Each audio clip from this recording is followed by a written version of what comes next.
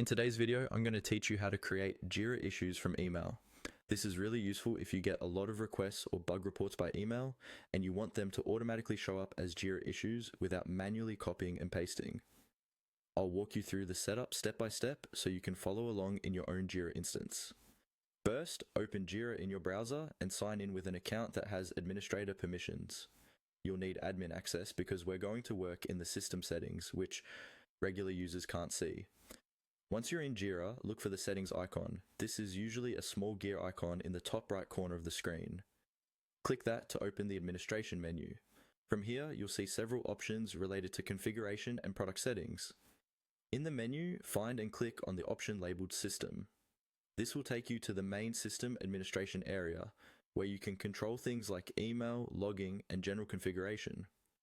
On the left-hand sidebar of the system page, scroll down until you see the section for email settings.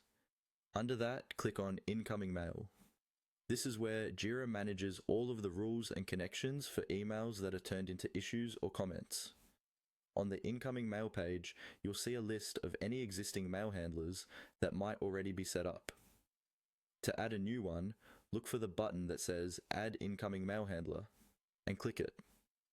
This starts the process of creating the handler that will convert specific emails into Jira issues. You'll now be asked to fill in the details for this mail handler. Give it a clear name so you and other admins know what it's for. For example, something like Support Emails to Issues.